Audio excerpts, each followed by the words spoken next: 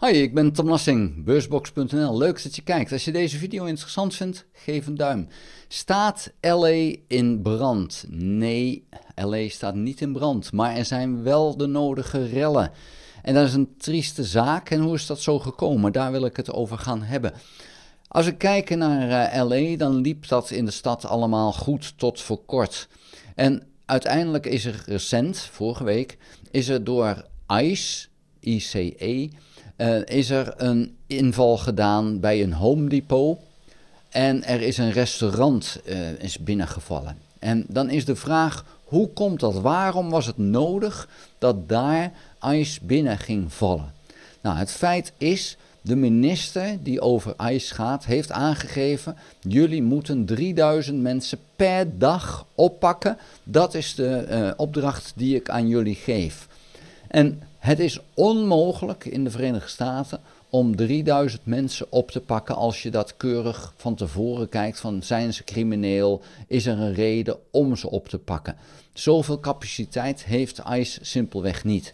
Dus wat doen ze nu? Ze pakken gewoon mensen van straat op. Nou, dat zijn Gestapo-praktijken. En het is natuurlijk diep triest dat je in de Verenigde Staten nu, omdat je een donker kleurtje, huidskleurtje hebt, dat je gewoon opgepakt gaat worden, omdat ICE de opdracht heeft, wij moeten er 3000 per dag oppakken. Dat is mensonterend. Dus bij Home Depot en dat restaurant zijn mensen opgepakt. Bij Home Depot, wat bleek, daar staan heel veel buitenlanders te wachten om opgehaald te worden voor dagarbeid. De boeren die komen daar om mensen voor een dag in te huren. Dat is een heel diep triest systeem, want je bent nooit zeker of je die dag werk hebt. Maar die mensen willen dus werken tegen een hongerloon met een waardeloze arbeidsomstandigheden. Die willen dus wel werken voor werkgevers die onder die omstandigheden mensen willen aannemen. In feite zou je die werkgevers op moeten pakken. Want het is schandelijk dat je op die manier arbeid binnenhaalt. Maar omdat ze het op die manier doen, kunnen ze heel goedkoop leveren. En ja, dat is weer belangrijk, want de spullen moeten goedkoop in de winkel liggen. En je ziet dus nu dat heel veel landbouwbedrijven drijven op het feit dat als ze nodig hebben, ze die mensen heel goedkoop kunnen inhuren. Die krijgen een paar dollar per uur, moeten dan 12 uur moeten ze voor werken in de hete zon. En ja, dan heb je geen sociale zekerheid en dergelijke. Je krijgt gewoon wat dollars in je handen en dat was het voor die dag. En de volgende dag moet je maar weer proberen om weer aangenomen te worden. In feite pakt nu de regering Trump de verkeerde kant van dit verhaal op. Je zou die werkgevers moeten aanpakken. Nou, dat doen ze niet. Ze pakken dus nu die werknemers op. Dat wordt nu niet gepikt door de rest van de bevolking. En terecht. Want het is nu zo dat zelfs mensen die gewoon volkomen legaal in de Verenigde Staten zijn, worden nu opgepakt, want er wordt niet gevraagd wie je bent. Nee, je hebt een donker kleurtje, dus word je opgepakt.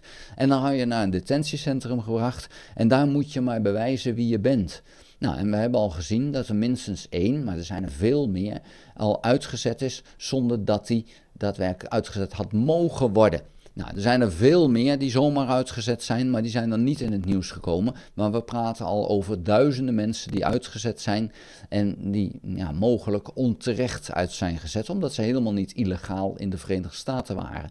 Maar het nieuws kan dat niet aan. Je kan niet duizenden van die verhalen in het nieuws brengen. Dat leest niemand meer. Dus vandaar dat er wordt ingezet op 1. Ja, en dan hopen dat de rest dan misschien ook eerherstel krijgt en terug kan komen. Maar er wordt nu echt wel heel hard werk gemaakt van het deporteren van mensen. Wat gaat dat voor gevolgen hebben? Nou, als eerste dat er onrust in de steden ontstaat. In LA is het nu onrustig, maar het is niet dat de hele stad in brand staat, maar er zijn enkele plekken die door Trump worden aangekondigd. Van daar en daar gaan we optreden om die rellen maar te laten komen. Want Trump wil heel graag rellen. Want dan kan hij een stoere president worden, maar dat niet alleen. Dan kan hij op een gegeven moment ook zeggen van we gaan martial law, we gaan de staat van beleg uitroepen. En in feite heeft hij dit al gedaan door 700 mariniers in te gaan zetten. De eigen soldaten in de eigen steden inzetten. Dat is low of the lowest. Dat is echt het ergste van het ergste wat je kan doen. En daar gaan doden vallen. Want soldaten zijn niet opgeleid om als er protesten zijn rustig te reageren en daarop in te spelen. Nee, een marinier die kent maar één manier van geweld, dat is dodelijk geweld. Nou, daar gaat dus geheid mis. En dat is diep triest. Dat is wat Trump nu veroorzaakt. Dat is eigenlijk wat ICE dus veroorzaakt. En die ICE, ik heb het al gezegd, de Gestapo van de Verenigde Staten, maar dat is het dan ook. Als jij zomaar 3000 mensen per dag van straat plukt, dan ben je niet anders als de Gestapo in Duitsland was. En dat moet dus in feite stoppen. Nou, er zijn rechters die zich daar nu over buigen. En volgend jaar zal er wel een uitspraak komen, maar tot die tijd kan Trump zijn gang gaan. En dan is de vraag, kan de Verenigde Staten de regering Trump overleven? Nou, die vraag kan je je nu wel stellen, want dit gaat dus schreeuwend mis. LA is nu begonnen, dat gaat op andere plekken gaat het ook mis. En ik las vandaag op Blue Sky een hele mooie. En dat was namelijk het feit dat er milities in de Verenigde Staten zijn die zwaar bewapend zijn, want ze wilden zich eigenlijk kunnen verweren tegen de overheid. Die milities, die zeggen nu, wow, goed van de overheid dat ze dit doen. En dat is heel raar, want jarenlang heb je gezegd, we moeten ons beschermen tegen de overheid.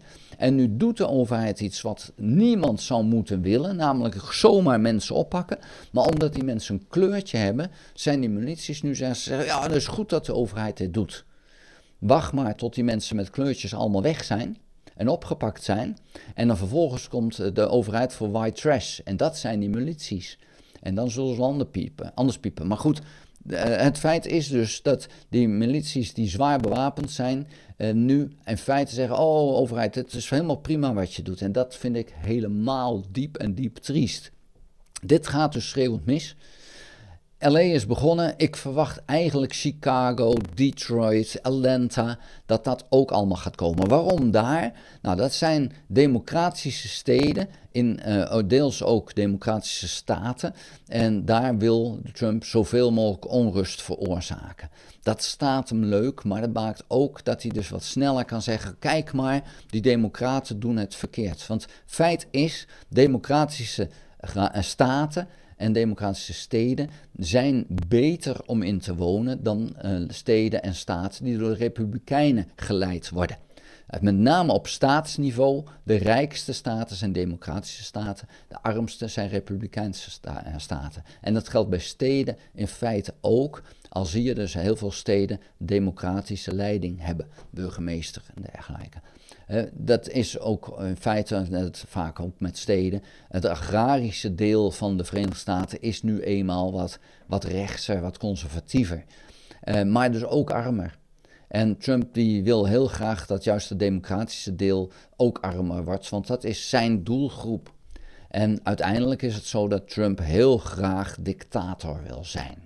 En als je de staat van beleg uitroept, dan ben je in feite dictator. Dan kan je als president veel meer. En dat is waar hij naartoe gaat en wat hij heel graag wil proberen en te doen. En dat is iets wat de Verenigde Staten wel eens heel slecht kan gaan uitkomen. Want als dit zo doorgaat, ja, dan ontstaat er een burgeroorlog. En we zien nu al in LA de Mexicaanse vlag als een soort van protestvlag. En daar is rechts enorm over aan het blazen. Oh, het is een Amerika, een Mexicaanse stad.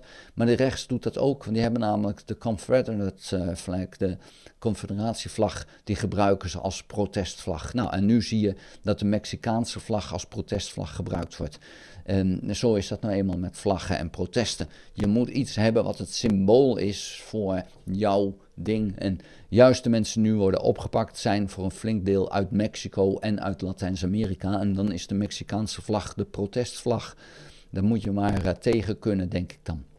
Goed, daar wil ik het voor nu bij laten. Vond je de video interessant? Geef een duim. Heb je nog geen abonnement op dit kanaal? Abonneer je dan. Druk dan ook op het belletje. Dan krijg je een notificatie als ik een volgende video gemaakt heb. Je moet dan wel voor ingelogd zijn in je YouTube-account. Ga ook naar de website www.beursbox.nl en schrijf daarin op de gratis nieuwsbrief. Dank voor het kijken. Tot de volgende keer. Houdoe!